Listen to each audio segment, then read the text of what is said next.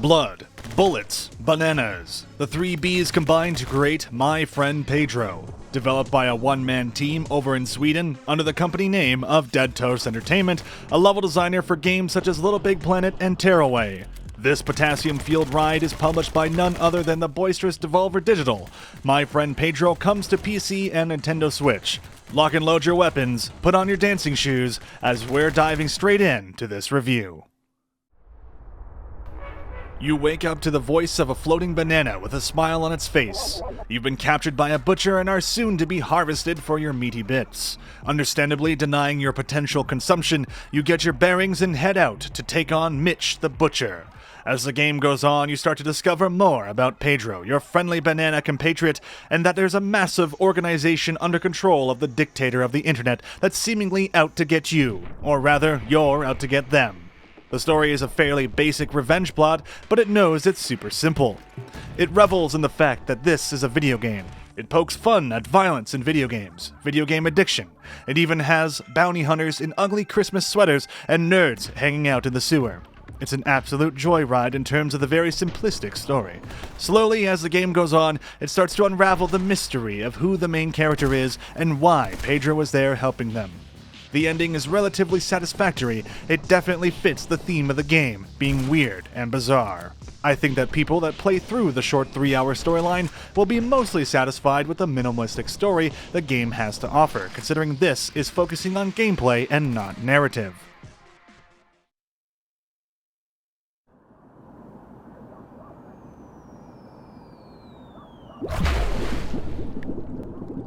My Friend Pedro starts with a sort of filter where only characters on screen are colored in, with the background being more of a wash of muted colors. Almost like how when you watch a movie like Sin City, only specific colors stand out.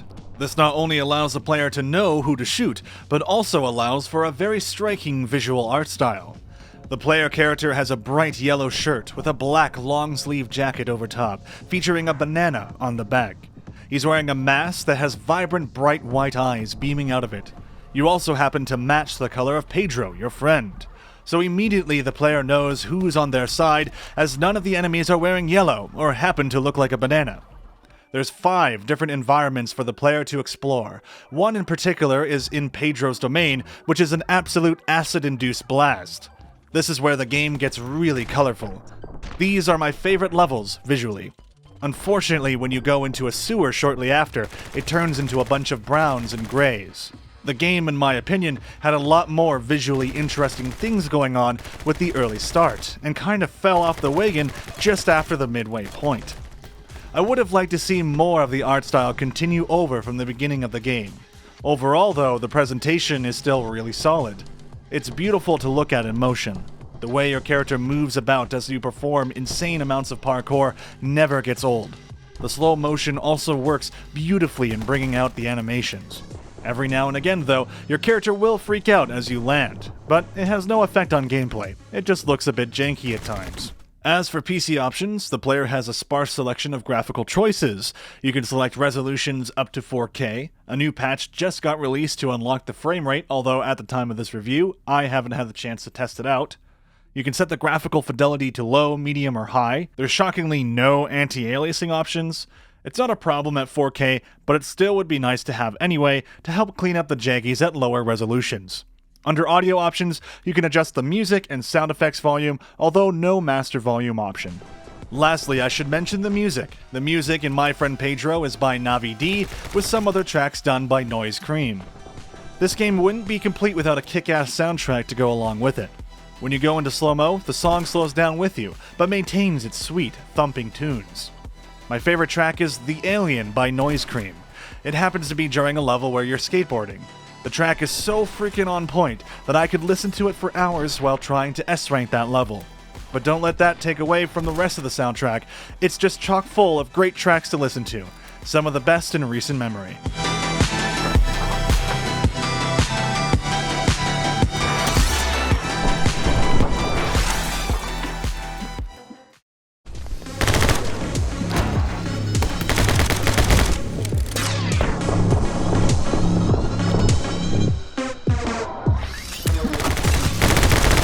Immediately when I first started the game, the only way out was to jump up the wall like Mega Man, and that was when I knew this was a different kind of game.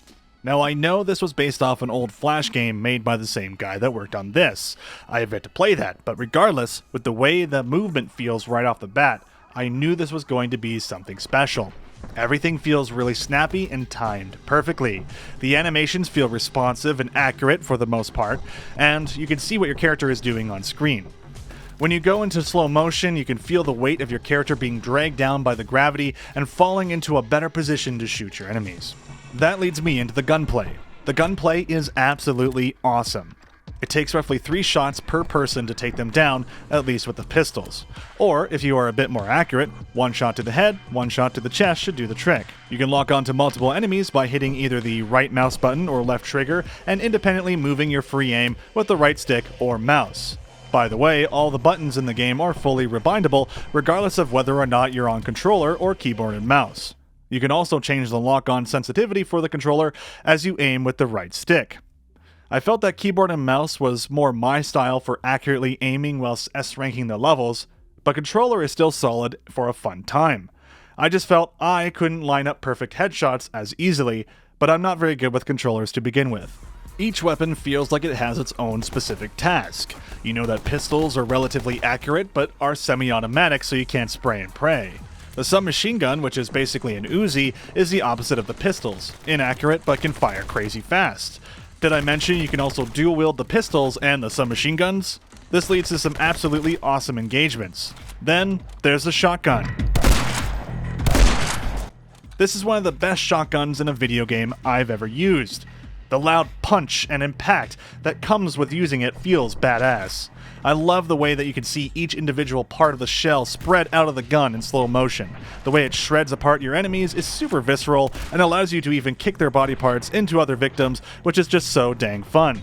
The rhythm of the game is nothing short of excellence. There is no shortage of effort put into making sure that obstacles and enemies are placed on each level just right so that they flow into one another, resulting in extremely satisfying gameplay. The game has a combo meter. For every kill you get, the combo meter goes up by 1. This number will multiply your current score that you've obtained by going throughout the level. Points are issued to the player based on what they are doing when shooting enemies. Anything from jumping off a wall or enemy, dodging bullets by pirouetting and shooting, which in slow motion you can time even easier to make sure your weapons are aimed correctly in the direction you want to shoot. Even kicking objects into enemies or getting headshots is all tracked via the combo meter at the bottom of the screen. Typically, if you full combo the level, which is to take down every enemy without the timer on the combo meter running out, or getting yourself hit and knocked out of it, means you will most likely be given the highest esteemed rank at the end of the level. There are 4 ranks you can get at the end of a level: C, B, A, and S. This will put you on the global leaderboards, which unfortunately is ranked with tons of cheaters on PC. The developer has recently reset this, but it just comes with the territory for score-based leaderboards. Back to the gameplay, the way the game teaches you mechanics is fantastic. This is 100% the way all games should teach their players. Let them figure it out for themselves by giving them very simple environments that can only be mastered by doing a specific action required. That way, when they run into a much more advanced area in a later level, they know what to do from experience. The only time the game takes control away from the player is when there's dialogue on screen, and at the very beginning of the game when Pedro helps you figure out your bearings, how to lock onto enemies, and slow down time. Otherwise, it's all learned through organic, fun gameplay. I love this. There's also boss fights in the game. They typically challenge the player to react to various attack patterns. Each one is like a mini puzzle, which I really enjoy. Most of the bosses are also met with a fun new mechanic, like a motorcycle or skateboard, things like that to keep things fresh and exciting. I wasn't even expecting there to be boss fights in the game, but honestly I can't see it without them now that I've experienced them. My biggest gripe with the game is that it's a bit too short. Only 3 to 4 hours tops on your first playthrough, shorter if you're pretty good with the controls. The only reason to come back is to get S ranks on the levels, which is the most fun thing to do in my opinion, as it really challenges the player to play perfectly, even thinking outside the box at times to try and full combo the level. I've put over 20 hours into the game just trying to S rank everything, and I still haven't, because this game is brutal. And when I say brutal, it's brutally hard to S rank. easy to play but hard to master. Those are the types of games I grow attached to really quickly. What my friend Pedro needs desperately is a level creator where you can upload your levels via the Steam Workshop. This would be really nice in extending the longevity of the game and keep people coming back. It would also be great to see some unlockables. This game lacks any of that. One of the cool things about the Resident Evil series, and especially Resident Evil 2 Remake, is that it challenged the player to get high ranks so that they could unlock new tools to play with during a subsequent playthrough. I know that's a bit unfair to compare a AAA game to an indie developed game, but it's just an example of what I would like to see in my friend Pedro. A reward greater than unlocking a Steam achievement I feel would go a long way. On top of that, there's no New Game Plus mode, so all the weapons you find throughout the game can't be used in previous levels, which is a shame. The weapons you get later down the line are a ton of fun and would entirely change up how you play prior levels. Even having new enemy types and placements strewn about the environment would be great. The game at the moment doesn't differentiate the score system based on difficulty, which I feel is a missed opportunity to allow for more dynamic level design and gameplay.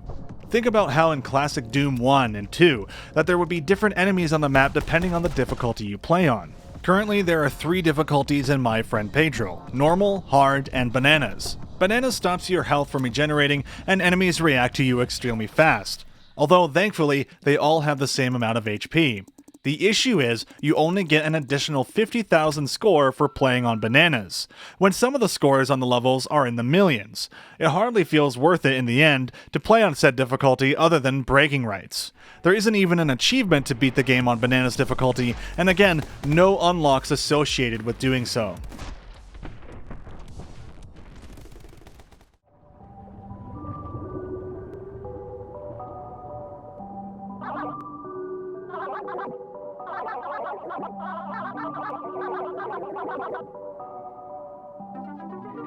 I hope it doesn't sound like I've been ragging on the game too much. My friend Pedro is absolutely awesome, and I just wish there was a little more to it, with the game being so short and signs of replayability being so minimal. But at around $20 Canadian or your regional equivalent, my friend Pedro is an excellent experience that any fan of side-scrolling shooters should try out. It's an absolute blast. The shooting is some of the best within a side-scroller, and the platforming is equally so. It's so unique and nothing I've played feels quite like it. I just wish that there was a little more to do after completing the game, other than just S-ranking the levels. My friend Pedro gets 4 bananas out of 5.